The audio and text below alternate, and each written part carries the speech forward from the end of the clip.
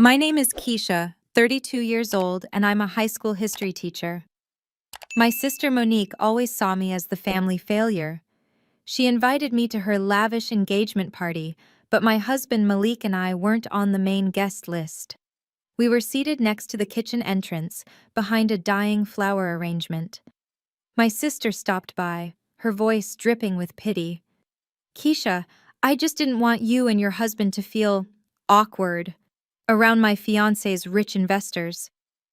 She had no idea that her fiancé was desperately trying to get a meeting with my awkward husband, and that my husband was the one person in that room who could destroy her fiancé's entire future. Before I continue this story, let me know where you are watching from in the comments below.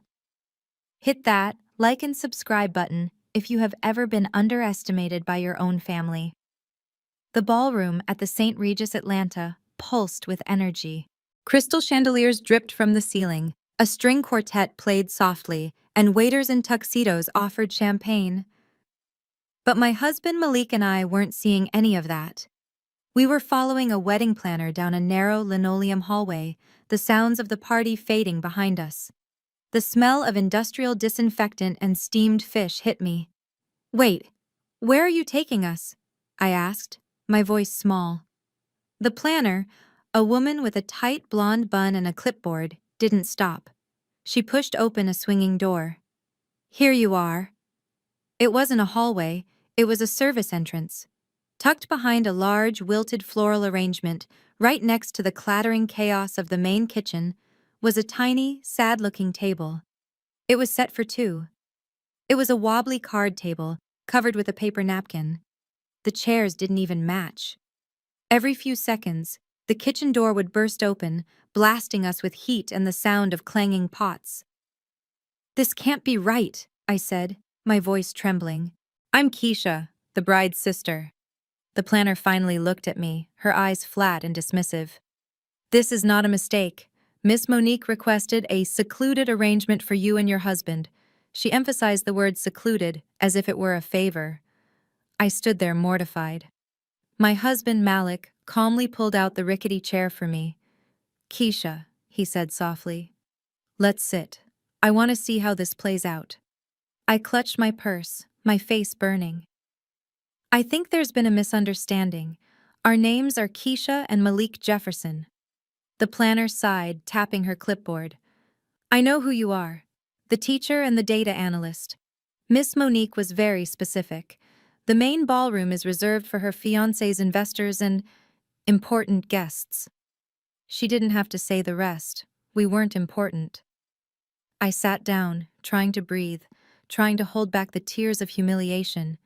This was my sister's engagement party, and this is where she decided I belonged. Just as I was trying to shrink into my seat, I saw her. My sister, Monique, glided towards us, a vision in a shimmering emerald green gown that I knew cost more than my last 2 paychecks. Beside her, her fiancé, Trevor Hayes, looked like he had stepped off the cover of GQ in a perfectly tailored Tom Ford suit.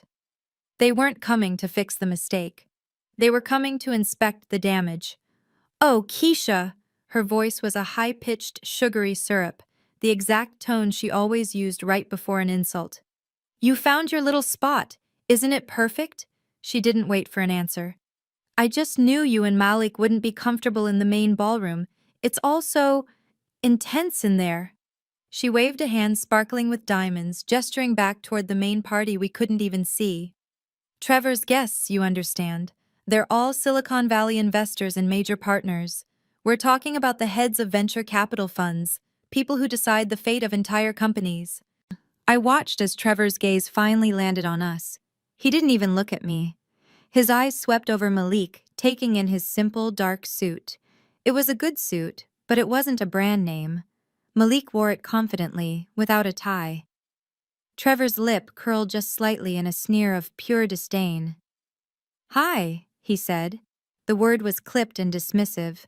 He then turned his back to us completely and pulled out his phone, as if we were no longer worth a second of his time. Monique leaned in, dropping her voice to a confidential, pitying whisper. "I just didn't want you two to feel awkward having to make small talk." You know, you wouldn't know what to say to them, and they certainly wouldn't know what to say to you." She laughed, a light, airy sound that was meant to be kind, but felt like a slap. "It would just be embarrassing for everyone. This way, you can enjoy your meal in private. It's much cozier, don't you think?" The condescension was so thick, I felt like I was choking on it. She was treating us like children who couldn't be trusted at the adult table. I looked at Malik, expecting to see the same humiliation I felt. Instead, he just looked amused. He calmly placed his paper napkin on his lap, smiled warmly at me, and said, "It's certainly private, honey. Very secluded." Monique glided away, satisfied with her little performance, leaving me stinging. Before I could even say a word to Malik, another figure appeared. It was my mother, Denise. Her face was set in the familiar stern expression she always reserved for me. She wasn't here to comfort me. She was here to manage me. "Keisha," she hissed, her voice low and urgent. "I just saw you talking to the planner. I hope you weren't making things difficult for her. You need to understand what today is about." I stared at her, confused. "Mom, she sat us next to the kitchen." My mother waved her hand dismissively, as if swatting away a fly. "And where else were you supposed to sit? You have to be realistic. This isn't one of your little school events. This is important." She leaned closer, her eyes scanning the main room I couldn't even see. "Your sister is marrying a CEO, a real CEO, Trevor Hayes. Do you understand what that means for this family? This party is about Monique securing her future, her social standing. We can't have you and your husband, well..." She paused, looking for the right words. "You're a teacher, and Malik is an office worker. It's perfectly reasonable for you to sit here. It's quiet. Just eat your food and do not make a scene." I was completely stunned. An office worker? The label was so reductive, so dismissive, it took my breath away. It was just like the conversation we'd had last Christmas, after Monique and Trevor had just gotten engaged. I remember Mom had been giddy, bragging to my aunts on the phone. "Oh, Monique has done so well," she'd gushed. "A real CEO. And poor Keisha, well, she's sweet, but she married some low-level data analyst. What a shame." She had said it as if I weren't even in the room. Now here she was again, reinforcing the same message. My sister's future mattered, mine did not. My mother walked away, leaving me to sit in silence. I felt Malik's hand find mine under the wobbly table. "Are you okay?" he asked. I couldn't even answer. Just then, the kitchen door swung open with such force that it slammed against the wall behind our table. A young waiter, balancing a massive tray stacked high with dirty dishes, stumbled, nearly dousing Malik in leftover sauce and scraps. Malik, with surprising reflexes, leaned back just in time, and the waiter managed to regain his balance.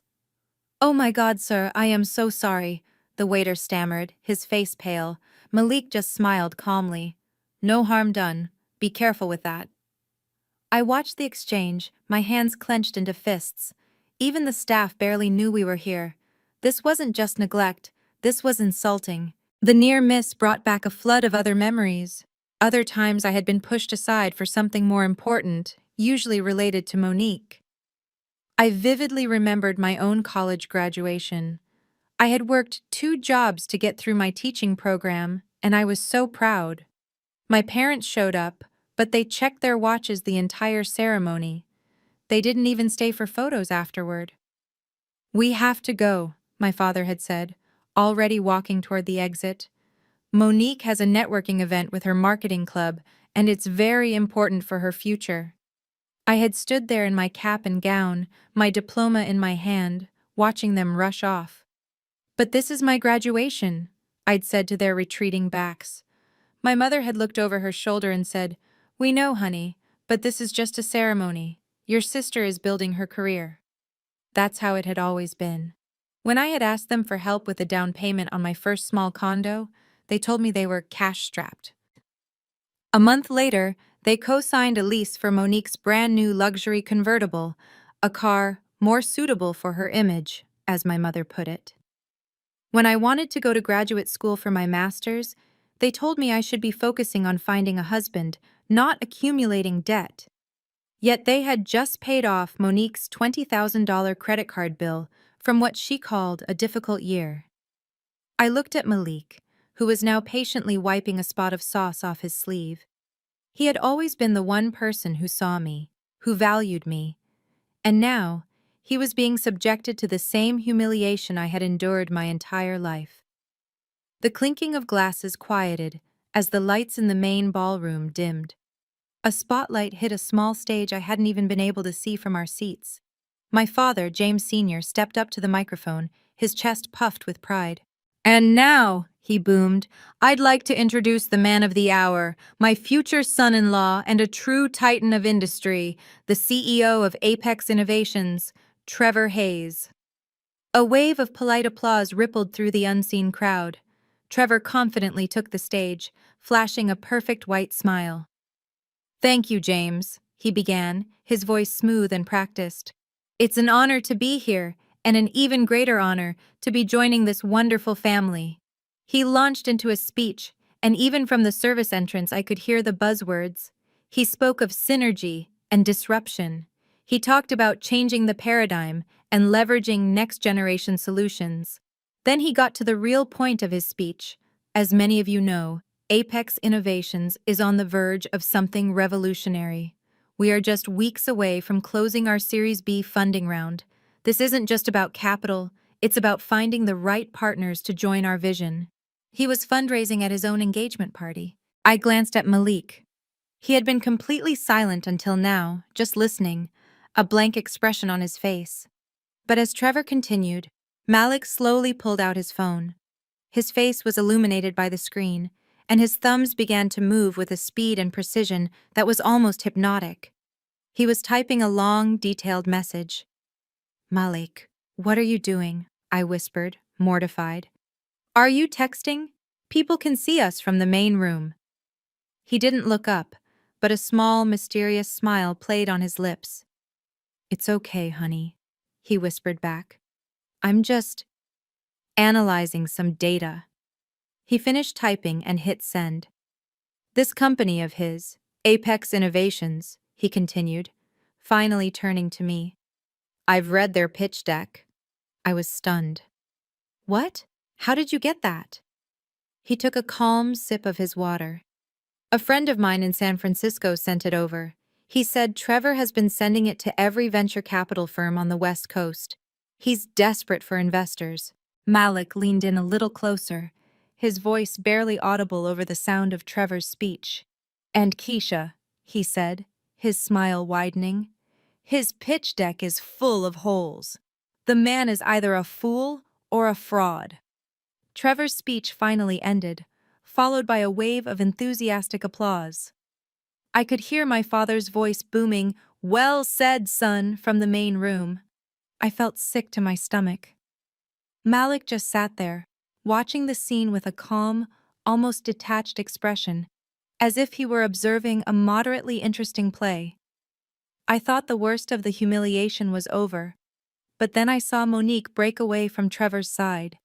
She was walking toward us, her emerald dress rustling. She wasn't empty-handed. In her hand, she held a single dessert plate, piled high with what looked like leftovers. She placed the plate down on our wobbly card table, the sound of the ceramic hitting the cheap wood echoing in the small space. "Gosh, the kitchen is just so slow tonight," she said, her voice dripping with the fakest concern I had ever heard. "I saw you two still hadn't gotten your main course, so I just scraped this together for you from the main table. I figured you must be starving." I stared at the plate. It was a grotesque pile of half-eaten shrimp, a smear of congealed steak sauce, and two lonely asparagus spears. It was garbage. It was what they were feeding the unwanted guests by the kitchen door. "You should probably eat up quickly," Monique continued, glancing at her diamond-encrusted watch. "The real networking part of the evening is about to start. All of Trevor's partners are going to be in the main lounge, and honestly, it's probably best if you two just head out after this." She looked at me, her eyes full of that familiar pity that felt more like acid. "You wouldn't know anyone, and you'd just feel lost. I don't want you to be uncomfortable." She was dismissing us from her party, from her own sister. My hands were shaking so badly I had to clench them in my lap. I opened my mouth, ready to say something, anything, to wipe that smug, satisfied look off her face. But before I could speak, Malik's calm, warm hand covered mine on the table. His grip was firm, stopping me. He looked up at Monique with a small, polite smile. "That's so thoughtful of you, Monique. Thank you." He picked up a fork and casually pushed a piece of shrimp around the plate. "We'll be sure to stay out of the way. We wouldn't want to miss the show." Monique stared at him, clearly annoyed by his complete lack of frustration. She had wanted a reaction. She had wanted tears. She got politeness. With a frustrated little huff, she turned on her heel and glided away, back to the light and the laughter of the main room, leaving us alone again in the shadows. The party's energy shifted. From our sad little table, we could hear Trevor's voice booming from the main ballroom. He was clearly holding court, laughing too loudly, trying to impress. I saw him standing with a tight circle of older white men in immaculate suits. They were nodding politely, holding their drinks, their expressions carefully neutral. This was obviously the networking Monique was so worried about us crashing. Trevor was in full performance mode, gesturing passionately about his company, Apex Innovations. Then, something subtle happened. A man in the circle pulled out his phone, his brow furrowing as he read. A second later, the man next to him did the same, then another. It was almost simultaneous, a silent wave of notifications rippling through the exact group Trevor was trying to impress. The polite smiles on their faces vanished. They were replaced by looks of intense concentration, then sharp, worried glances at each other. Trevor, oblivious, continued his pitch. "And that's why our Series B is poised to revolutionize the entire sector." His voice faltered as he finally noticed he had lost the room. The men were no longer looking at him. They were huddling together, whispering urgently. One of them, a man with silver hair, shook his head decisively and put his phone back in his pocket. He clapped Trevor on the shoulder, a gesture that looked more like a dismissal than a congratulations. "Sounds ambitious, Trevor. We'll be in touch." The group dispersed, leaving Trevor standing alone, his smile frozen and confused. Two of the investors walked away, heading toward the exit. Their path took them right past our service hallway, close enough for us to hear their hushed, angry conversation. They didn't even notice us, walking past as if we were part of the hotel staff. "Did you get that email from MJ?" the first man muttered. The second man nodded, loosening his tie. "I did. He just killed the deal. Said Apex's user numbers are inflated and the tech is unscalable. He's passing." The first man scoffed. Passing? He just called it a house of cards. If MJ says pass, our fund is out. I'm not going to be the one who invested in a fraud he called out. I froze, my fork halfway to my mouth. MJ? Onyx Capital? I glanced at Malik. He was just calmly sipping his water, his eyes fixed on Trevor across the room, who was now frantically checking his own phone, his face growing paler by the second. Trevor didn't hear their hushed conversation, but he didn't need to. He saw the instant shift in their body language. The circle of investors, who had been leaning in with polite interest moments before, suddenly pulled back. Their shoulders tensed. Their friendly smiles evaporated. The silver-haired man, the one Trevor knew was the key decision-maker from a major Silicon Valley fund, abruptly clapped him on the shoulder. "That was quite the presentation, Trevor," the man said, his voice suddenly cool and distant. "My colleagues and I need to regroup. We need to discuss this new analysis that just came through." Trevor's stomach clenched. "New analysis? What analysis? I just gave you the updated data." He tried to laugh it off, but the sound was strained.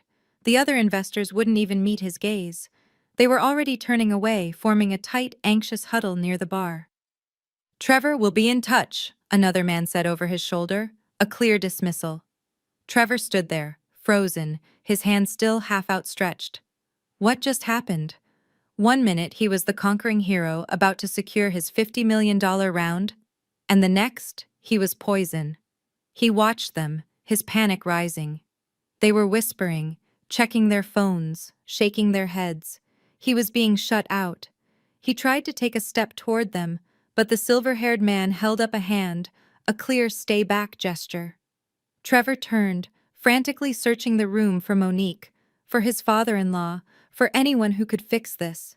From my seat by the kitchen, I watched Trevor's composure shatter. He looked like a man who had just seen a ghost.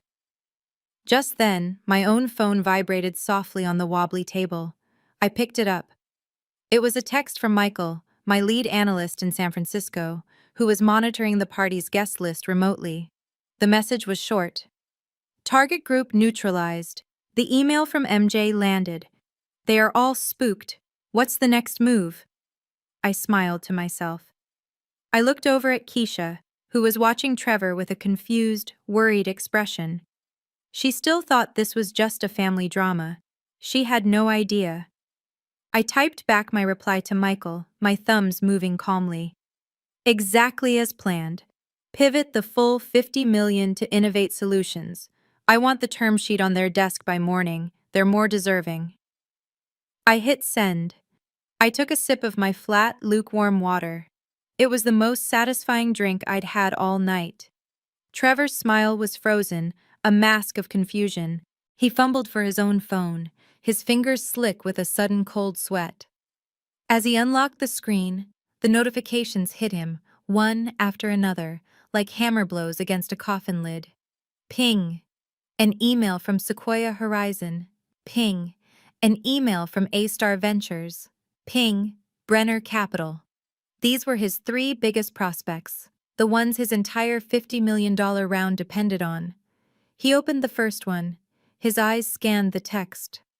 "Dear Trevor, after careful review of a new risk analysis that has just come to our attention, we regret to inform you that we will be passing on the Series B investment in Apex Innovations." He didn't even have time to breathe before he clicked the next one. "Dear Mr. Hayes, in light of new information regarding market viability and internal metrics, A-Star Ventures will not be moving forward at this time." His heart hammered against his ribs. He opened the third email. "We are respectfully passing on this round due to significant concerns raised by a trusted third-party analysis regarding your user acquisition data." All three emails had arrived within the last 5 minutes. All three cited a new analysis. His future, his company, his entire identity as a titan of industry was disintegrating in real time on his phone screen. Monique finally noticed her fiancé's distress. She glided over, her perfect smile still plastered on her face, annoyed that he wasn't performing his duties as the man of the hour. "Trevor, darling," she cooed, touching his arm. "What are you doing glued to your phone? You're ignoring our guests." Trevor flinched and pulled his arm away, his voice a low growl. "Not now, Monique. Just leave me alone." Monique's smile faltered, replaced by indignation. "Excuse me? What did you just say to me?" He finally looked at her, his eyes wild with panic and rage. "Someone is sabotaging me," he hissed, his voice loud enough to make a few nearby guests turn. "Someone is torpedoing my funding, right now, in this room."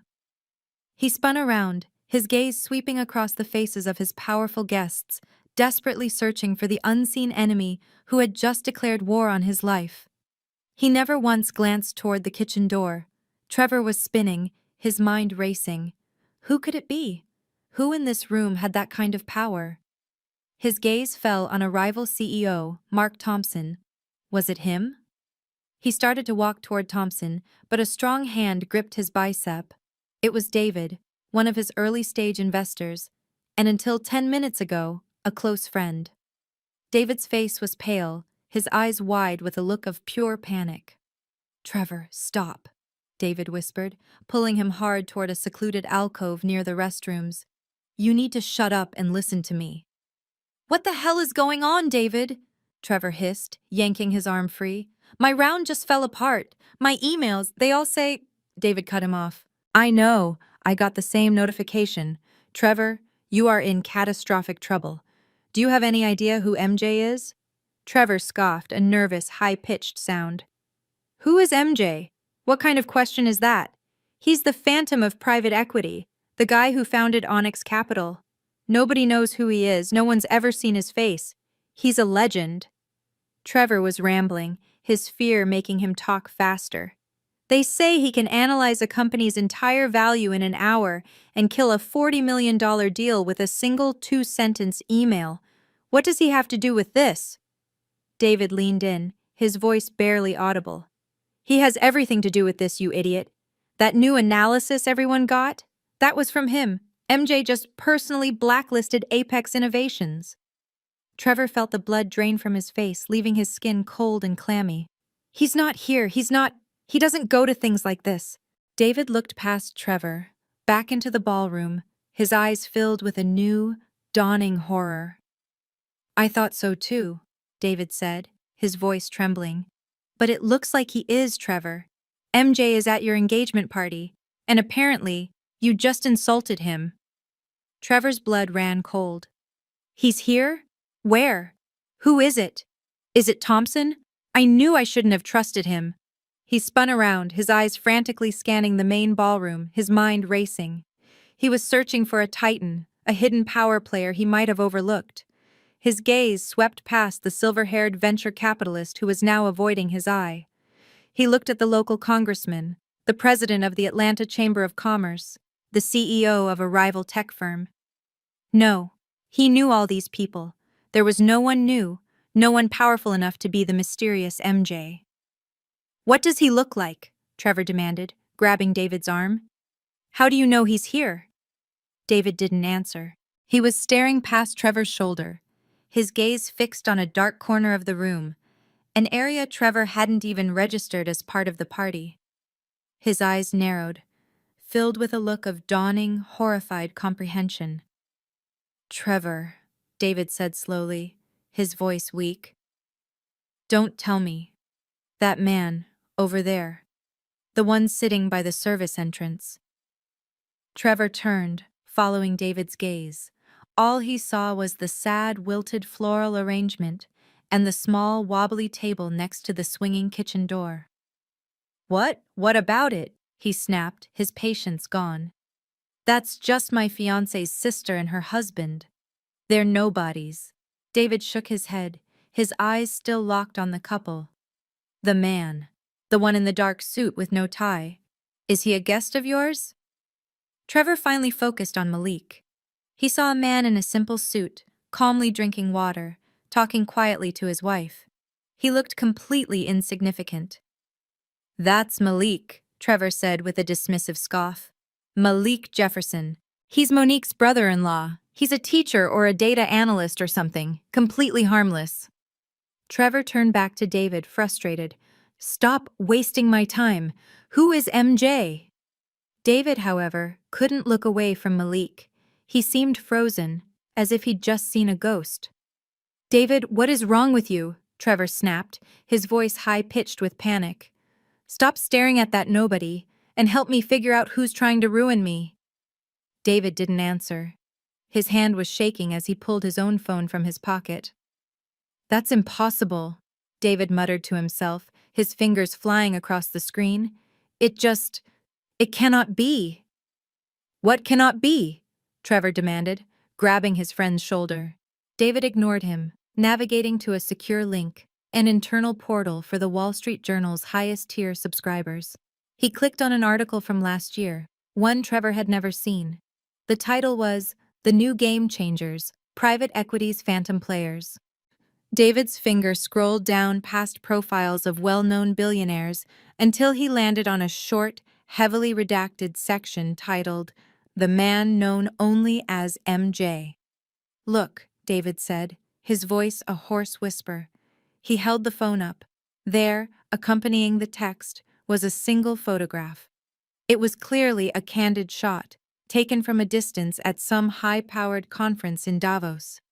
The man in the photo was slightly out of focus, caught in profile, laughing at something off-camera. He was wearing a simple dark suit, no tie. It was Malik. There was absolutely no mistaking it. The same calm eyes, the same set of his jaw, the same man who was currently sitting by the kitchen door, patiently sipping water. Trevor stared at the image, his brain refusing to process what his eyes were seeing. That's just a guy who looks like him, Trevor stammered. It's a blurry photo. No, it's not, David said, his face ashen. Read the caption. MJ. The founder of Onyx Capital, seen here in a rare public appearance. Trevor. David finally turned to look his friend in the eye, his expression a mixture of terror and pity. You idiot! You complete and utter idiot! The bride's brother-in-law, the data analyst, is MJ. Trevor felt the blood drain from his face. It was as if the floor had dropped out from beneath him. No, he stammered, looking from the phone screen to the man by the kitchen door and back again. No, that's impossible. David just looked at him with pity. Go, fix this, now. Trevor started walking, his legs feeling like lead. He was moving in a daze, shoving past guests, his eyes locked on the insignificant little table by the service entrance. Monique, seeing his sudden, panicked movement, rushed after him, her face a mask of confusion. Trevor? Darling, where are you going? The networking is this way. Her parents, Denise and James Sr., saw their daughter and future son-in-law making a scene and hurried to intercept. They all converged on the table at the same time. Denise, arriving first, immediately rounded on me. Keisha, she shrieked, her voice sharp enough to cut glass. What did you do? What did you say to him? I knew you would ruin this. I told you not to make a scene. But Trevor didn't even see her. He didn't see Monique, who was pulling on his arm, or James Sr., who was demanding to know what was going on. His eyes were fixed only on Malik, who was now calmly standing up, as if he'd been expecting him. Trevor stopped dead in front of our wobbly table, his whole body trembling. He looked at Malik, the harmless data analyst, and I watched as a bead of sweat rolled down my future brother-in-law's temple. Mr. Jefferson? Trevor's voice was a hoarse, strangled whisper. He was shaking. Mr. Jefferson, MJ. My mother and sister froze, their mouths half open. Trevor's hands were clenched at his sides, his face pale. Sir? I am so sorry. I am so deeply sorry. I'm Trevor Hayes, from Apex Innovations. I had no idea it was you, sir. I didn't recognize you. The room, which had been buzzing with polite conversation, went utterly silent. Even the clatter from the kitchen door seemed to stop. My mother, Denise, and my father, James Sr., were frozen in place, their faces etched with total confusion. They had come over to scold me for making a scene, only to find their star, their CEO's son-in-law, bowing and stammering like a terrified schoolboy. Monique was the first to find her voice, and it was shrill with disbelief. Trevor, what are you doing? She shrieked, grabbing his arm. Stop this! What are you talking about? MJ? Who is that? She turned and pointed a diamond-nailed finger directly at Malik. This is Malik. He's a data analyst. He's a nobody. He's a staffer. Malik, who had been watching all of this with a quiet, almost sad patience, slowly straightened up. The easygoing, slightly amused man I had married was gone. In his place stood someone I had never seen before.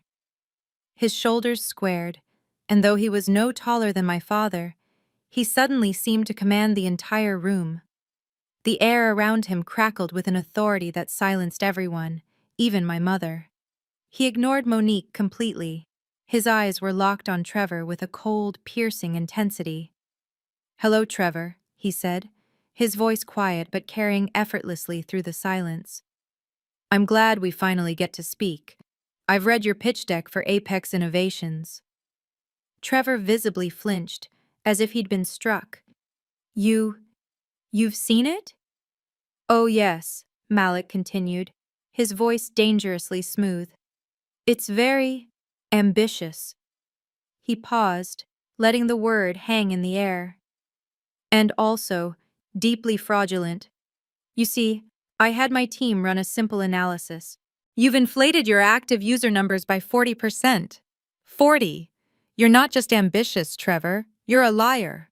The color drained from Trevor's face. He looked like he was going to be sick. He opened his mouth, but only a small, choked sound came out. Sir, please, I can explain. Malik just shook his head, a look of profound disappointment on his face. He then turned to me, and instantly, the powerful, intimidating man vanished, replaced by my husband. He gently took my hand. Keisha, my love, he said softly. You were right. It's far too stuffy in here. Let's go home. The string quartet faltered, the music dying with a painful squeak. Every single guest in the main ballroom was frozen, their champagne glasses halfway to their lips. Every eye, the investors, the partners, my entire extended family, was laser-focused on our pathetic little table by the service entrance. The silence was deafening, broken only by the distant, frantic clatter of dishes from the kitchen. Monique looked around, her face a mask of horrified confusion. She didn't understand what was happening, only that her perfect party had just imploded. She grabbed Trevor's arm, her diamond-nailed fingers digging into his expensive suit. "Trevor!" she hissed, her voice cracking. "What did you say? What is going on? Tell me." Trevor, who had been standing there like a statue, finally broke. He ripped his arm out of her grasp with a violence that made her stumble back. He turned to face her, his face no longer pale, but a dark, furious red. His eyes were blazing. "Shut up!" he roared. The sound echoed through the silent ballroom. "Just shut up! Do you have any idea what you've done?" Monique whimpered. I don't. You don't?" he shouted, his voice cracking with hysteria. "Of course you don't! You were too busy playing the queen!" He pointed a shaking finger at Malik, who was now calmly putting his arm around my shoulder. "That man, that nobody, that data analyst you were so proud of hiding by the kitchen." Trevor laughed, a high-pitched, terrifying sound. "That is Malik Jefferson, MJ, the founding partner of Onyx Capital, the man who is so private he's practically a ghost, the man every single investor in this room is terrified of." He grabbed his own hair, pulling at it. "He's the man who holds the entire $50 million future of my company in the palm of his hand." Trevor's voice dropped to a seething, venomous whisper. "And you, Monique, you, in your infinite wisdom, you put the single, most powerful man in American private equity. You put him by the kitchen door." The echo of Trevor's shout, "Kitchen door," hung in the air. My father, James Sr., who had been standing frozen by the main stage, finally snapped into motion. His face, which had been a mask of pride all night, was now pale and slick with sweat. He stumbled forward, pushing past a stunned guest, his eyes wide with a new, horrifying realization. He rushed toward Malik, his hands outstretched in a fawning, desperate gesture. Mr. Jefferson," my father stammered, his booming voice now a reedy, nervous tremor. We had no idea. We just thought you were..." He couldn't even finish the sentence, couldn't bring himself to say the dismissive words he'd been thinking just moments before. Malik looked at my father. The cold anger in his eyes was terrifying. "You thought I was what, James?" he asked, his voice cutting through the silence. "A nobody? A low-level staffer, as your daughter so eloquently put it?" He took a step toward my father, who instinctively recoiled. "You thought I was just some poor data analyst? Someone not worthy of sitting at your table? Someone who should be grateful for your family's leftover scraps?" My father's mouth opened and closed, but no sound came out. The truth was too blunt, too ugly. I just stared at my husband. My mind was racing, trying to connect the dots. MJ Onyx Capital. The man who kills deals with an email. The man my family had treated like dirt. I finally found my voice, a small, trembling whisper. Malik, I said, touching his arm. Onyx Capital? That's your company? Your... The intimidating stranger who had just eviscerated Trevor Hayes vanished. Malik turned to me, his expression softening instantly, his eyes filled with the gentle warmth I knew so well. He took both of my hands in his. Keisha, he said softly, his voice for me and me alone. I never lied to you. I am a data analyst. He gave a small, sad smile. I analyze the data for entire billion-dollar corporations before Onyx Capital decides whether to acquire them or let them fail. Trevor's words about the $50 million finally pierced through Monique's confusion. Her eyes widened and the color drained from her face. She looked at Trevor, who was standing like a broken statue, his dreams crumbling around him. She knew that look. It wasn't just anger, it was the look of a man who had lost everything. And she knew, in that instant, that she had lost him. His money, his status, his future, her future. It was all gone. Her head whipped around, her eyes landing on me. If Trevor was ruined, she was ruined. But if Malik had the power to ruin Trevor, he also had the power to save him. Her face, which had been frozen in shock, crumpled into a mask of desperate theatrical panic. "Keisha!" she screamed, lunging forward. She stumbled, her expensive gown tangling in her heels, and she didn't just stumble, she fell. She landed on her knees at my feet, grabbing the fabric of my simple dress. Her hands were cold and trembling. The entire room gasped. "Keisha, sister, please!" she sobbed, looking up at me, her mascara already starting to run. "You have to help me. You have to tell him to stop. I didn't know. I swear to God, Keisha, I didn't know who he was." She was practically crawling, clinging to my legs. "It was just a joke. I was just teasing you, like we always do. It was just a joke." I stared down at her, at my beautiful, perfect sister kneeling on the dirty floor by the kitchen entrance. This was the moment she had engineered, just not with this ending. I felt nothing.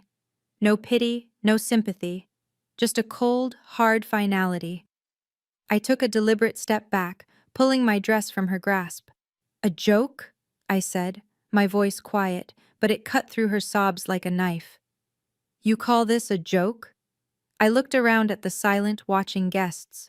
"You call 20 years of being pushed aside, of being told I'm not good enough, of being treated like the family embarrassment. You call that just teasing, Monique?" I looked back down at her. "You sat me next to a kitchen as an insult, and now you're kneeling in the same spot, begging me to save your future. The only joke here is you." My sister was still sobbing on the floor, a pathetic, broken heap of emerald green silk. But my mother, Denise, finally snapped out of her shock. Her panic was palpable, but it wasn't for me. It was for Monique. It was always for Monique. She saw her perfect daughter's perfect future, the CEO husband, the status, the money, evaporating right in front of her. She stumbled over to me, grabbing my arm, her fingers digging into my skin with bruising force. "Keisha, stop this," she hissed, her eyes wild. "Don't be so petty. This is your sister's future, her entire life. You have to tell your husband to fix this. Tell him to help her." She looked desperately past me at Malik, who was watching this whole scene with a cold, almost academic detachment. "Mr. Jefferson, please," my mother pleaded, changing targets, her voice instantly syrupy and fake. "You have to help her. We're all family. Tell him, Keisha, we are family." The word family echoed in the silent room. It felt like the final, bitterest insult of the night. I stared at my mother, this woman who had told me to sit by the kitchen, this woman who had called me a failure my entire life, now using that word as a weapon to get what she wanted. I pulled my arm free from her grasp slowly and deliberately. "Family?" I repeated, and my voice was dangerously quiet. You want to talk about family now, Mom? The investors were watching, Trevor was watching, my father was watching. I didn't care. Were we family when you told me my teaching degree was a waste of time and an embarrassment? I asked, my voice rising just slightly. Were we family when you skipped my college graduation to go to Monique's networking event? Were we family when you refused to help me with my master's degree but paid $20,000 for Monique's convertible so she would fit in with Trevor's friends? My mother's face flushed. That's not... This is different. No, I cut her off. It's exactly the same. You only see value in what benefits you and Monique. You never saw me at all.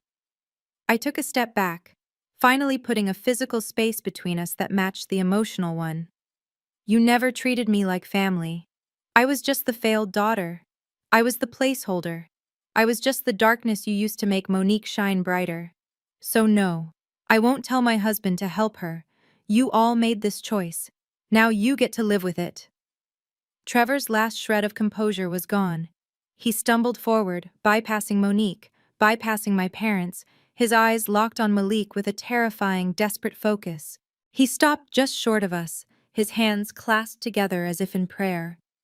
Mr. Jefferson, please, he begged, his voice cracking. MJ, sir, I can fix this. I swear. He was rambling, the words tumbling out in a panicked rush. The numbers, my CFO must have. It was an aggressive projection, not fraud, I swear it. We just rounded up. Apex has real potential. The technology is sound. Please. He was pleading, the proud CEO reduced to a groveling mess. Don't let a family misunderstanding, a seating arrangement, don't let it kill the company. I'll do anything. I'll give you a bigger stake. I'll give you whatever you want. Just please, don't kill this deal. Malik, who had been shielding me and guiding me toward the exit, stopped. He didn't turn around right away. He just stood there, his back to Trevor, letting the man's desperate pleading echo in the vast, silent room. Then he slowly turned, his movement deliberate and cold.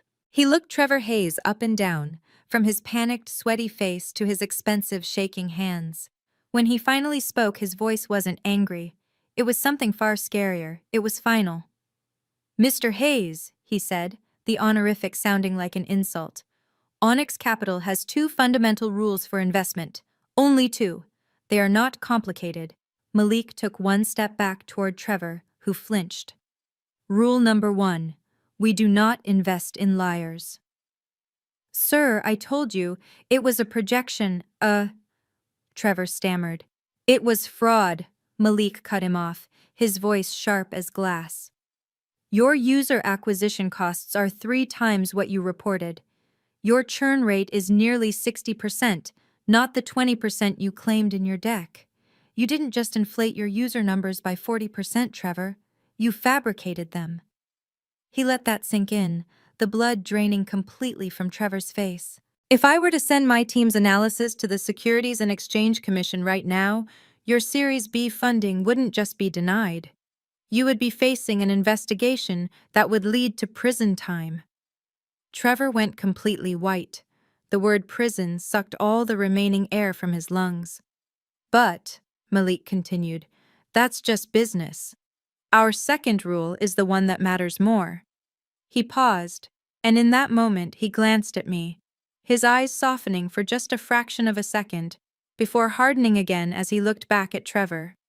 Rule number 2. We never invest in partners with catastrophic judgment in character. Trevor looked confused. Character? My board? My references? I'm not talking about your board, Malik said. I'm talking about her. He gestured toward Monique, who was now staring at them, her sobbing frozen in midair. I'm talking about your choice of partner. Any man who would build his future with a woman who treats her own sister, her own blood, with such cruelty, such disdain, such casual, venomous disrespect. Malik shook his head, a look of genuine disgust on his face. Any man who would stand by and watch as his fiancée publicly humiliates a guest, a family member, a woman who has done nothing but be kind. He looked right at my sister, then back at Trevor. That man is a fool. His judgment cannot be trusted, not with my money, not with anyone's. Trevor simply stood there, broken. He had lost. It was over. So, Malik said, calmly buttoning his simple suit jacket, we're passing on Apex Innovations. He then smiled, a small, cold smile. Ah, and just so you know, that $50 million, it's not going back into the vault. Trevor looked up, a flicker of pained curiosity. Onyx Capital has decided to redirect that entire $50 million tranche to another startup we've been monitoring, a company called Innovate Solutions. Trevor's eyes widened. Innovate? But they're my biggest competitor. They're tiny. They're brilliant, Malik interrupted. And unlike you, their data is real. Their technology is superior, and they're run by two founders who actually respect each other. Malik looked at his watch. In fact, my team is finalizing the term sheet with them right now. He then delivered the final devastating blow. They're a medical tech company out of Spelman College, founded and run by two young black women, the kind of people my wife, the history teacher, has been mentoring for years. They are the future, Trevor. You are the past. Trevor Hayes made a small, strangled sound and visibly crumpled. He sank into the nearest chair, burying his head in his hands. Monique didn't move. She just stared at the empty space where her future used to be. My mother and father looked like stone statues, finally completely defeated. Malik turned to me, his face soft again, all the anger gone. He held out his arm. Keisha, he said, his voice full of love. Let's go home. I took his arm, and without looking back, we walked out of the ballroom, leaving them behind in the wreckage of the party, and stepped out into the cool Atlanta night. Malik and I walked away. We didn't run. We walked hand in hand, past the stunned investors and shocked family friends. We walked past the ruined stage and the wilting, expensive flowers. We were almost at the grand entrance to the ballroom when my father's voice, booming with a desperate, false authority, stopped us. Keisha, you stop right there. We paused but did not turn around. I could feel Malik's hand give mine a reassuring squeeze. You cannot just walk out like this, my father, James Sr., said, rushing to block our path. He stood in front of us, his face flushed, his eyes pleading. You cannot do this! This family! I finally turned to look at him. I looked at this man who had called my sister a titan of industry and ignored me. This man who valued Trevor's fake success over my real, quiet life. This family? I asked, and my voice was cold and clear. This family died for me a long time ago, Dad. Don't be dramatic, he stammered, falling back on the old family script. We're having a disagreement, that's all. We can fix this. No, I said, shaking my head. You can't fix this. I tried. I spent my whole life trying. I tried to be smart enough, quiet enough, invisible enough. I tried to make you proud, but you never even saw me. I gestured back at the room, at Monique, who was now being half carried off the floor by Trevor, at my mother, who was just staring into space, completely broken. You don't care about family, I said to him. You care about money. You care about status. You care about what people think. I looked him right in the eye. Well, now you see, Dad, my husband, the data analyst you didn't even want at your table, he has more money and more status than anyone in this entire building. I looked past him at my mother, who was watching us with dead, empty eyes. You got what you wanted. You finally got your CEO son-in-law, even if he's a fraud, and you got your perfect daughter. I let a small, bitter smile touch my lips. I hope you all enjoyed the party. I didn't wait for a reply. I simply stepped around my father, who stood there speechless, and walked out the door with my husband. As Malik and I stepped out of the private dining room, the silence in the grand ballroom was deafening. The string quartet had stopped playing, their bows hovering awkwardly over their instruments. Every guest, all 150 of them, the investors, the partners, the old family friends, stood frozen, staring at us. They had heard everything: the shouting, the accusations of fraud, the devastating finality in Malik's voice. The doors to the kitchen, where we had been hidden away, had acted like an amplifier, projecting our private family drama into the main event. The whispers started immediately, like a fire catching in dry grass. I saw the silver-haired venture capitalist, the one who had first walked away from Trevor, lean over to his colleague and mutter something. They both shook their heads and, without a word to my parents, turned and walked decisively toward the exit. Another group of investors quickly followed their lead. The party was over. The networking event of the season had become a career-ending disaster in less than 10 minutes. I glanced back one last time. Trevor Hayes, the proud CEO, had collapsed into a chair by the untouched cake. His head was in his hands, his body shaking. Monique was on the floor, her emerald green dress pooled around her, wailing hysterically. My mother and father stood beside her, looking like statues, their faces ashen and hollow as they watched their carefully constructed world shatter around them. They didn't even notice us leaving. Malik put his arm around my waist, his touch warm and protective. He guided me across the grand ballroom floor. We walked right past the stage where Trevor had given his arrogant speech. We walked past the towering ice sculpture of a swan, which was now beginning to melt under the hot lights. The remaining guests parted for us as we walked, their eyes wide with a mixture of pity and morbid curiosity. The music suddenly started up again, a nervous, frantic tune from the string quartet, a desperate attempt to pretend nothing was wrong. But it was too late. Malik and I were the only two people in that entire room who were smiling.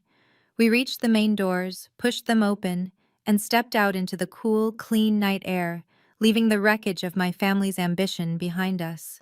The heavy door of the hotel clicked shut behind us, sealing off the sound of my sister's screaming and my mother's hysterical sobs.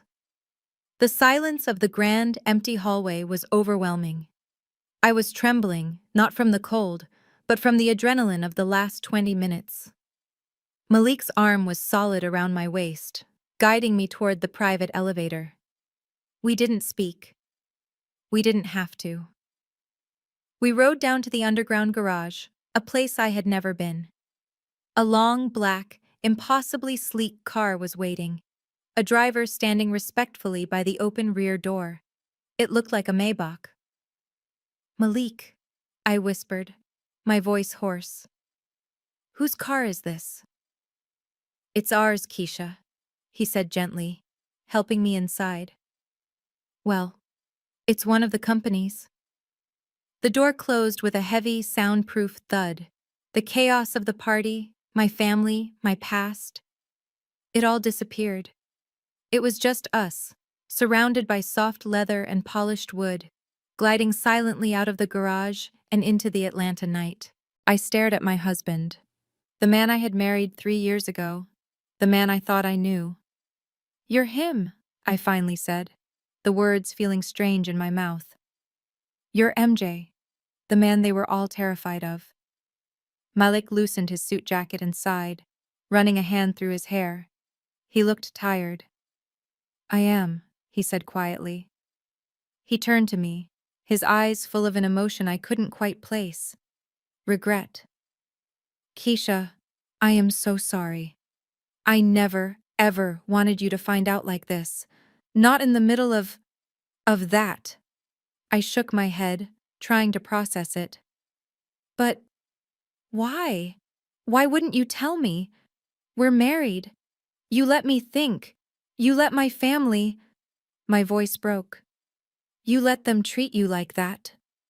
"Yes," he said, his voice firm. "I did, because I needed to see. I needed to know what they were really like. But me? Why didn't you tell me?" He took my hands. His were warm and steady. "Keisha, do you have any idea what it's like to be MJ? Before I met you, I hadn't had a real conversation in 5 years. Every person I met, every woman I dated wasn't seeing me. They were seeing Onyx Capital. They were seeing a walking, talking dollar sign. They laughed at jokes that weren't funny. They agreed with opinions I didn't even hold. It was incredibly lonely. He looked out the window at the city lights blurring past. And then I met you, at that alumni fundraiser. You were a history teacher. You talked about your students, about how much you loved making the past come alive for them. You asked me what I did, and I gave you my standard vague answer. I work in finance. And you just accepted it. You didn't ask how much I made. You didn't ask what company. You asked me what I was reading. He turned back to me, his eyes intense. I fell in love with you that night, Keisha. I fell in love with you because you saw Malik, not MJ. You were the only person in my life who was real. I was so terrified that if I told you the truth, that you would change, that you would start to look at me differently, like everyone else. Tears were welling in my eyes. So you let me go on thinking you were just normal? You let me pay for half our dinners on our first dates? You let me worry about our budget? I loved it, he said with a small, genuine laugh. I loved that you worried. I loved that you'd find coupons. I loved that when you said, "Let's just stay in tonight, it's cheaper," you actually meant it. You have no idea how rare that is. He became serious again. I was going to tell you. I promise. I was just waiting for the right moment. But your family, they accelerated everything. I couldn't stand by and let them treat you like that for one more second. I processed this. All the little things. His work trips that were actually board meetings in Zurich. His old laptop that was probably a secure server. His friends in tech who were actually the CEOs of companies he funded. My mother, I whispered, the humiliation fresh. She called you a low-level data analyst. Malik actually laughed out loud. She wasn't entirely wrong, you know. My entire job is analyzing data. I just analyze the data that determines whether a billion-dollar company is built on a foundation of lies, like Trevor's, or on a foundation of genius. He smiled. So yes, I am a data analyst. I shook my head, a new, dizzying reality settling in. So, all this time, you've just been watching my family treat me like the failure, the kuden, the unimportant history teacher. Yes, he said. And I have never been more proud of you than I was in those moments. You handled their cruelty with a grace they will never understand. You never sank to their level. You just endured.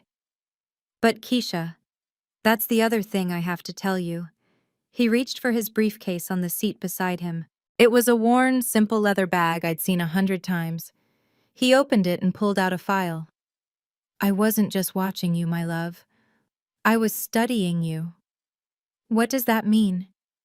He handed me a thick, bound document. I looked at the cover. It was my master's thesis. The one I wrote 6 years ago. Historical Parallels in Modern Urban Education Policy, a socio-economic analysis. My family had called it the most boring document ever written and asked why I couldn't have just gotten a simple teaching certificate. I've read this, Malik said, about 5 times. It's brilliant. Malik, it's a history paper. No, he interrupted, his voice full of a new energy. It's a blueprint. Keisha, do you remember that dinner when you were talking about your students? About how the curriculum doesn't address the systemic barriers they face? About how technology could bridge the gap if it were applied with a historical context? I guess, I said, remembering a night we had a passionate discussion over a bottle of cheap wine. I was just ranting. You were innovating, he said. Onyx Capital has a nonprofit foundation. It's our social impact fund. It's currently valued at $500 million. For the last year, I have been searching for someone to run it. Someone who doesn't just see technology or education as separate boxes. Someone who understands, like you do, that you can't build a future without understanding the past. I just stared at him, my mind unable to make the leap. Keisha, he said, taking my hands again. I don't need another Stanford MBA who only speaks in buzzwords. I need someone who understands the real-world application of this technology. Someone with your expertise, your passion, and your empathy. Your family, they see a history teacher as a failure. But I see your experience as the single most valuable asset we could possibly have. He smiled, his eyes shining. How would you feel about running the Onyx Social Impact and Education Fund with the title of Executive Vice President? I couldn't speak. I looked from his face to my thesis in my lap, and back to his face. All those years I had felt like a failure.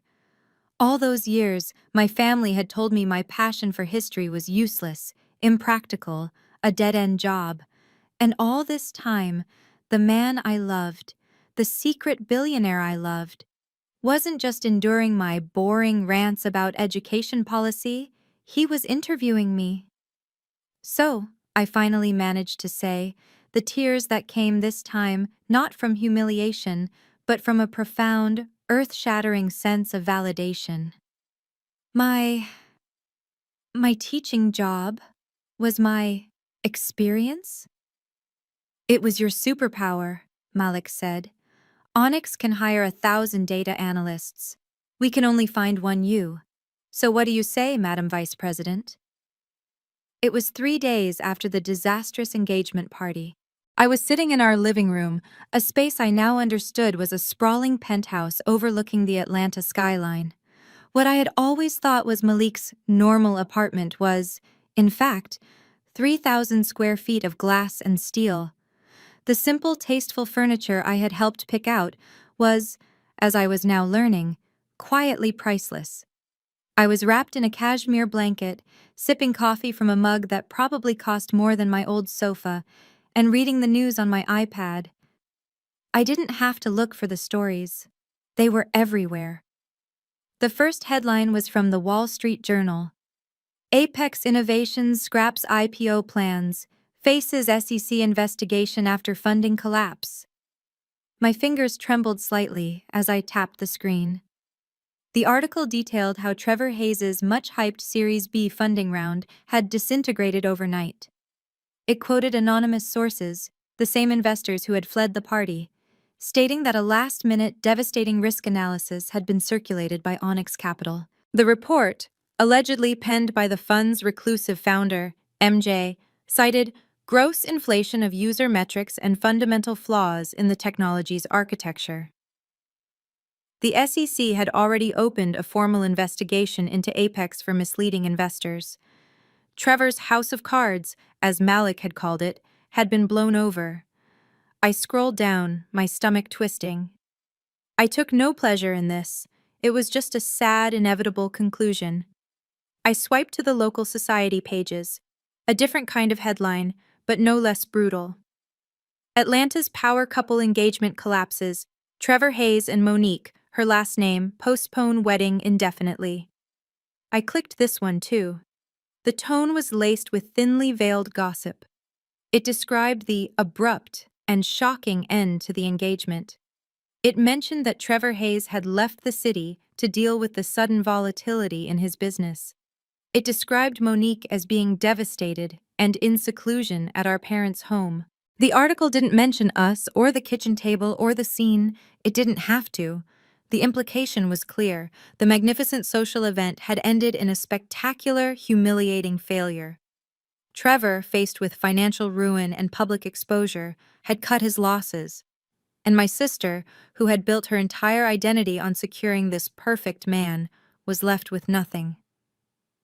I was sitting on the terrace of our penthouse, the penthouse I had mistaken for a normal apartment for 3 years. I was reading the news articles on my iPad when my phone started to ring. The caller ID just said Mother. I hadn't heard from her since that night. I let it ring, watching the Atlanta skyline, listening to the buzzing sound against the quiet morning air. It stopped, then immediately started again, frantic. I took a slow sip of my coffee and finally answered. I didn't say anything. I just waited. Keisha? Her voice was a high-pitched wail. It was a sound I had never heard from her before, the sound of genuine, unfiltered panic. Keisha, thank God you answered. You have to come home. You have to come home right now. The family is falling apart. I looked out at the city. I am home, Mom. What do you want? No, not that place, she spat, the familiar venom mixing with her new hysteria. You have to come to our house. Your sister, oh Keisha, your poor sister. It's Trevor. He left her. He called off the wedding. He sent her a text message, Keisha. A text message. Can you believe the nerve of that man? After everything she did for him, after that beautiful, perfect party. I waited. The silence stretched. What does that have to do with me? I finally asked. What does it have to do with you? She shrieked, her voice cracking. This is your fault. He left her because of what your husband did, because you embarrassed him. Monique hasn't eaten in 2 days.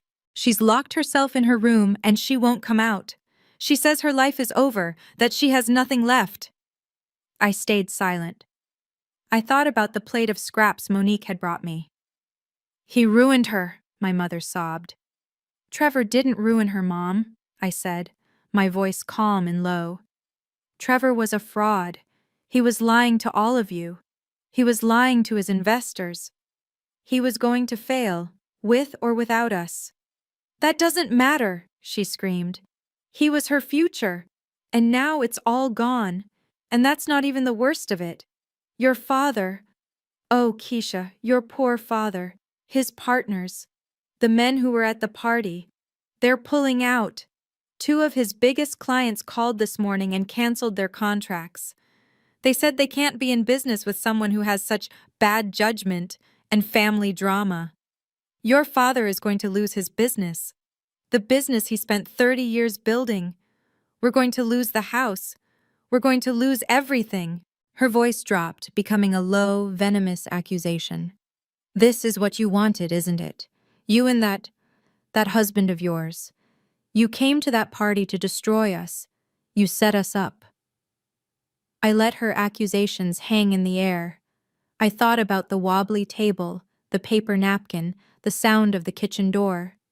Mom, I said, and my voice was so calm, so cold, that it stopped her sobbing instantly. I'm not destroying anything.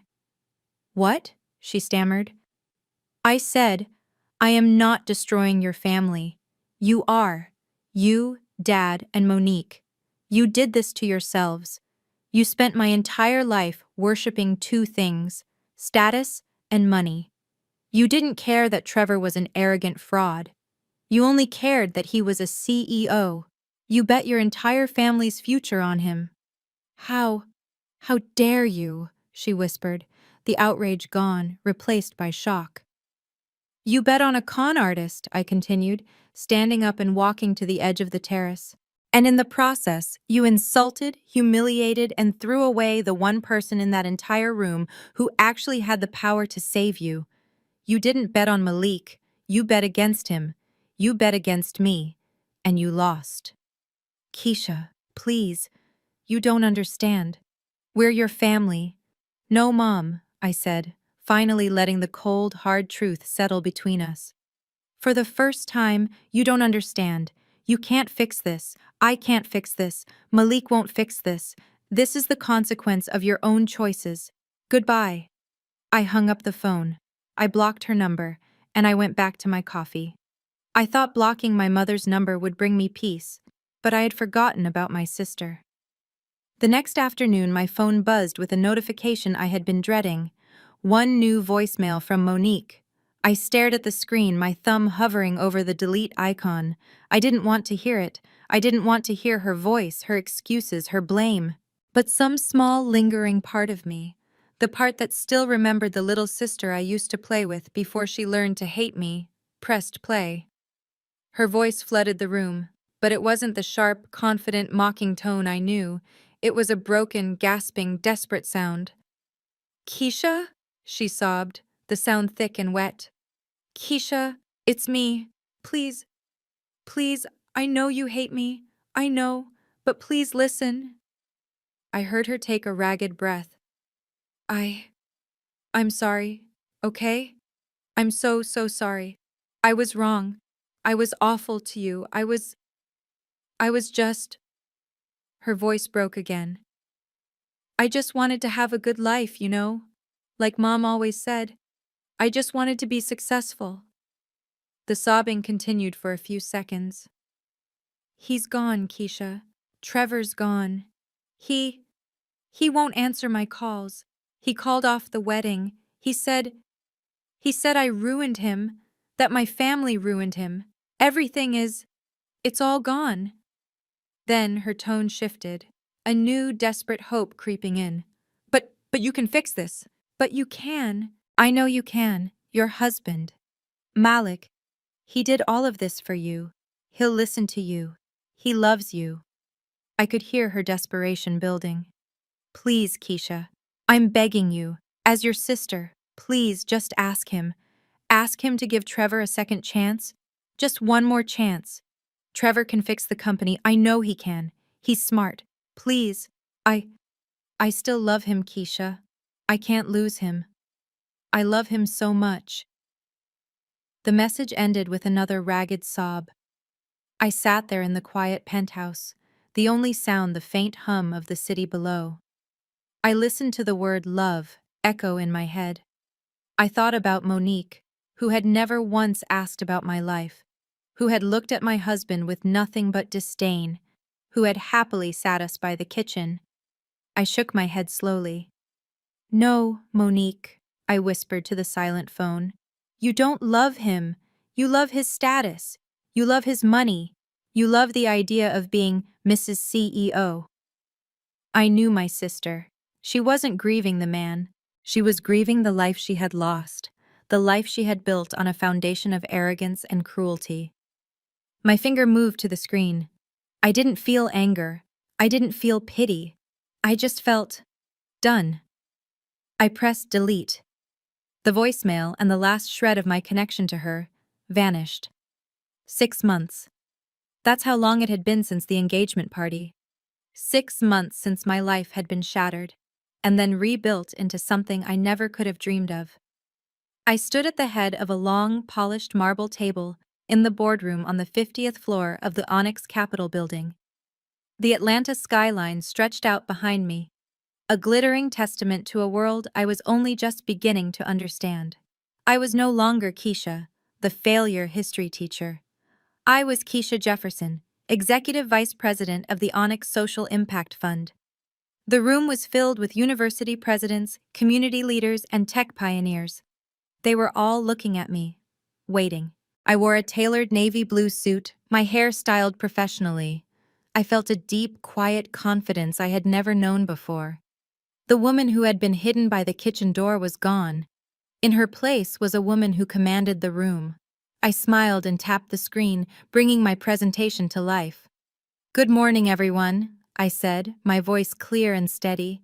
I am thrilled to present our fund's flagship initiative for the next fiscal year. I clicked to the next slide.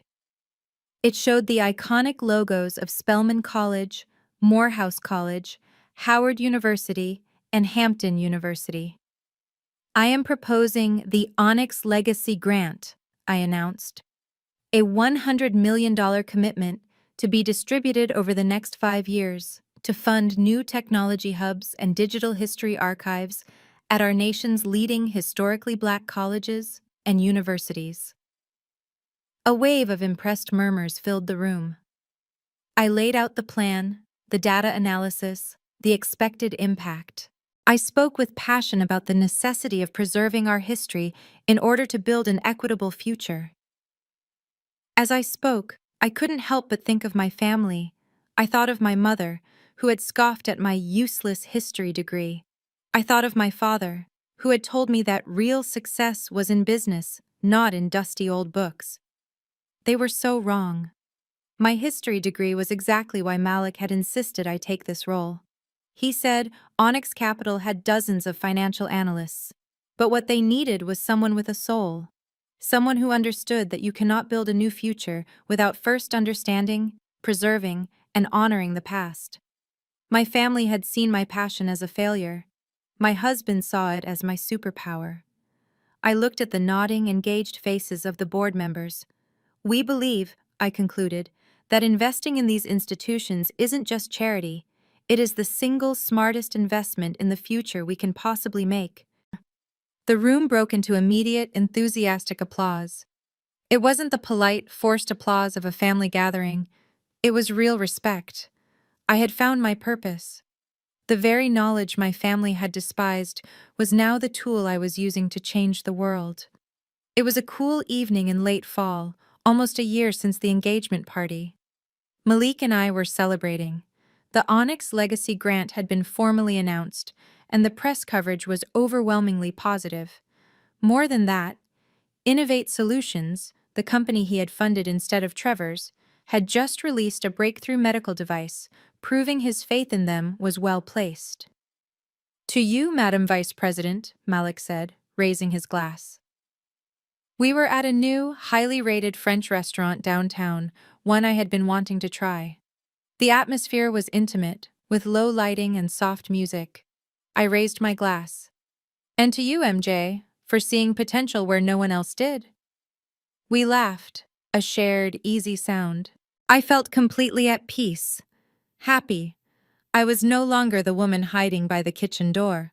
I was exactly where I was supposed to be. I took a sip of my wine and glanced around the elegant room, appreciating the design.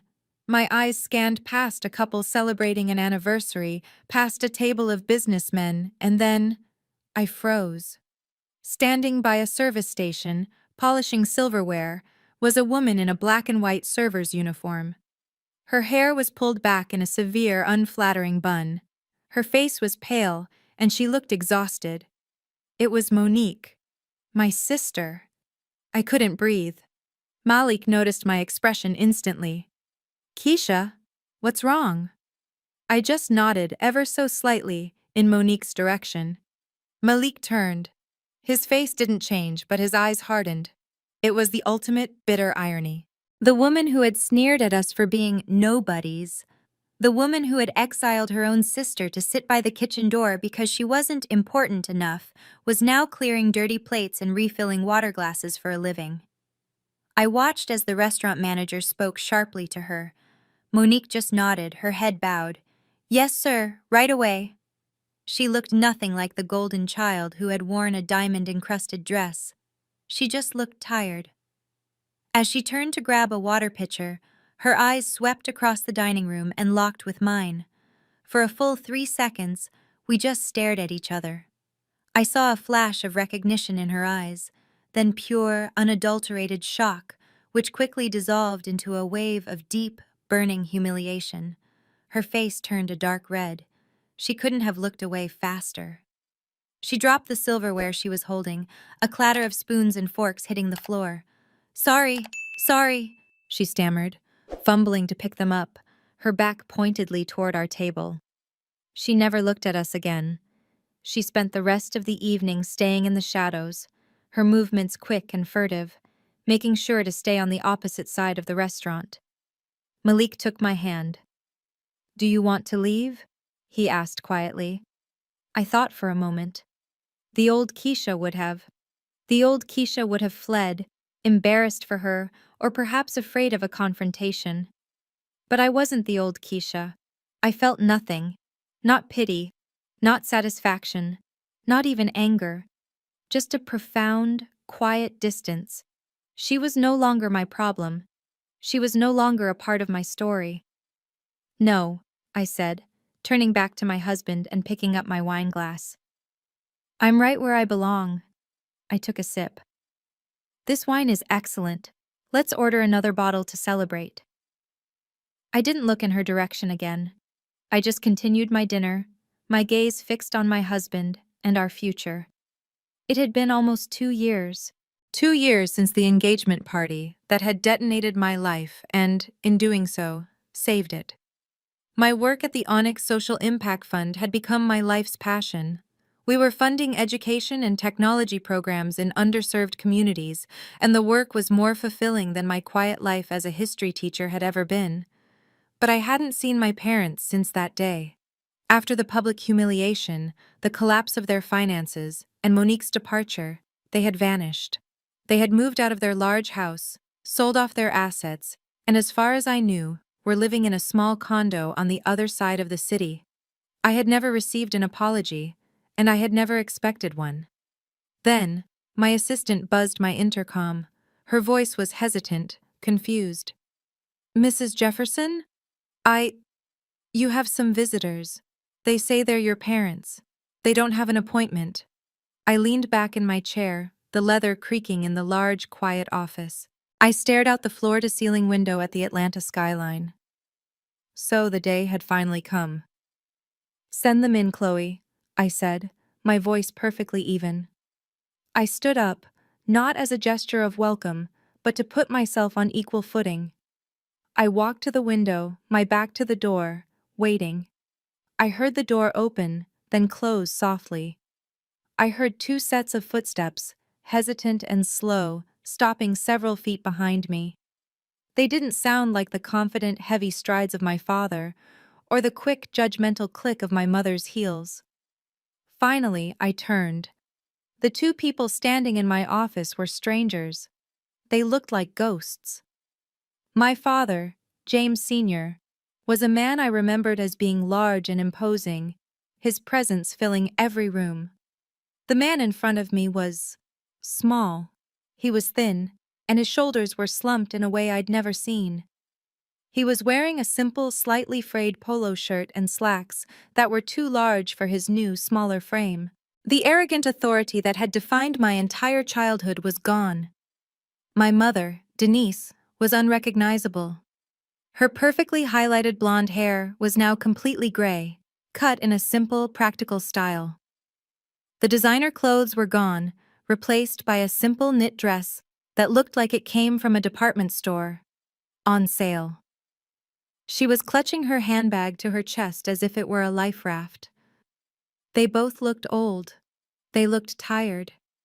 They looked utterly defeated, standing lost in the middle of my large, modern office, intimidated by the very symbols of success they had worshipped all there in their lives. My father was the first to speak, his voice rough and unfamiliar. "Keisha, your office, it's very impressive." It was a weak, awkward attempt at small talk. The silence that followed was heavy. I didn't help him. I didn't offer them a seat. I just waited.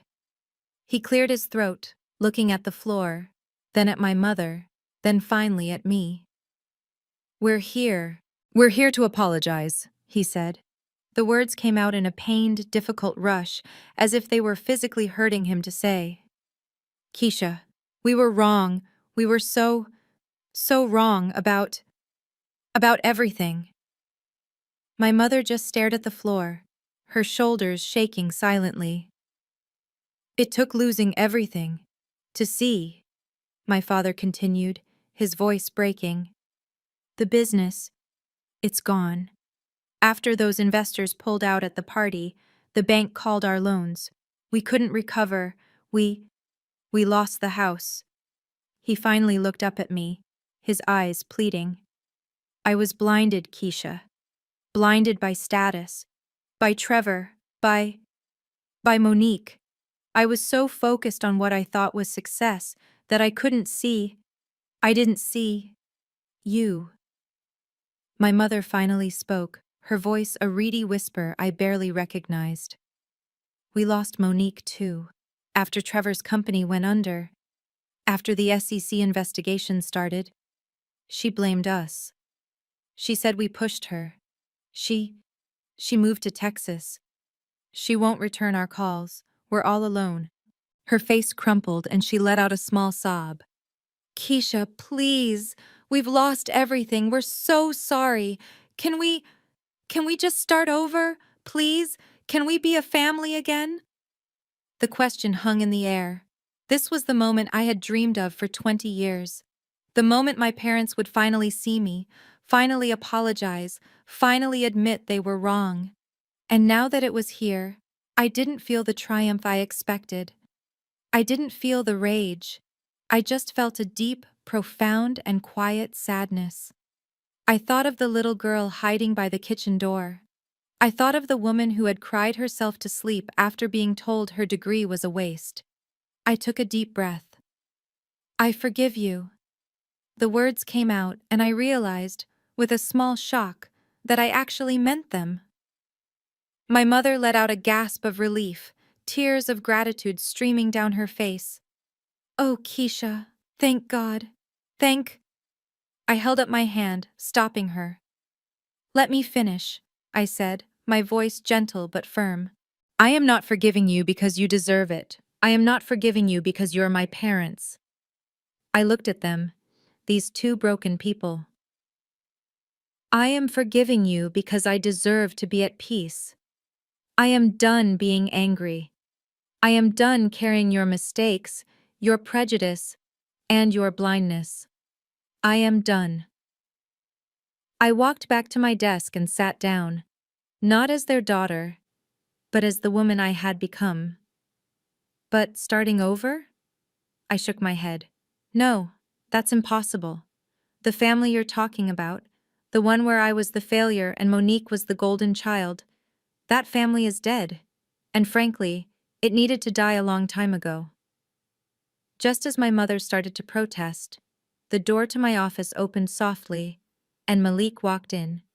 He was holding 2 cups of coffee, just as he did every afternoon. He hadn't buzzed. He had his own key. He saw my parents and stopped, his expression immediately becoming neutral, his gaze protective as it landed on me. Am I interrupting? He asked, his eyes finding mine. No, I said, giving him a small, warm smile. You're right on time. He walked over and stood beside my chair, placing a coffee on my desk and a comforting, strong hand on my shoulder. He nodded politely to my parents, but said nothing. They stared at him, at the easy intimacy between us, the silent, unshakable partnership. This was the man they had relegated to the kitchen door. And now, he so clearly belonged here, while they were the intruders. I looked back at my parents. I can't start over with you, I said, because I already have a family, a real one. I placed my hand over Malik's. A family built on trust, a family built on respect, a family that sees me and values me for exactly who I am. My father looked down, defeated. We understand, he said quietly. We'll go. We just wanted you to know we're sorry. They looked so lost, so utterly adrift, and in that moment I knew what I had to do. Wait, I said. They paused at the door. I am not going to let you be destitute. That's not who I am. That's not what we are. I looked at Malik, and he nodded, already knowing what I was going to say. I've instructed my financial team, I said, my voice firm, but not unkind. I am establishing a small, anonymous pension for you. It will be enough to cover a comfortable apartment in a safe neighborhood and your living expenses. It will be managed by the fund, not by me. My mother started to cry again, this time in what looked like genuine gratitude. Keisha, we can't ask. You're not asking, I interrupted. I'm telling you. And I want you to understand, this is not a gift. It is a boundary. It ensures you will have what you need, and it ensures that you will never have a financial reason to come to me again. That dynamic, the one where you hold support over my head, it is over. Forever. I stood up and walked them to the door. Our relationship, if we are going to have one at all, will be on new terms. It will be built on honesty. It will be on my schedule. And you will treat me and my husband with the respect we both deserve. You will never, ever disrespect Malik again. Is that understood? My father, humbled, finally looked at me, really looked at me, and he nodded. Yes, Keisha, we understand. Thank you. They left. I watched them walk down the long modern hallway of the Onyx Capitol building, 2 small gray figures from a past I was finally, truly letting go. The door clicked shut. I let out a breath I felt like I had been holding for my entire life. Malik's arms wrapped around me from behind, his chin resting on my head. "Are you okay, Madam Vice President?" he whispered into my hair. I leaned back against him, closing my eyes, feeling the strength of the man who had seen me when I was invisible. I was free. "I am now," I said. "Let's go home." But here's the lesson we can learn. This story teaches us that our self-worth is never defined by the people who try to tear us down, even if it's our own family. Keisha was labeled a failure, but she quietly built a life of passion and integrity. Her family, obsessed with status, failed to see her true value and were blinded by their own prejudice. True strength isn't about fitting into someone else's narrow definition of success. It's about knowing your own worth, even when no one else does. In the end, authenticity and character are the only assets that truly matter. Have you ever been underestimated by your family, only to prove them wrong? Share your story in the comments below.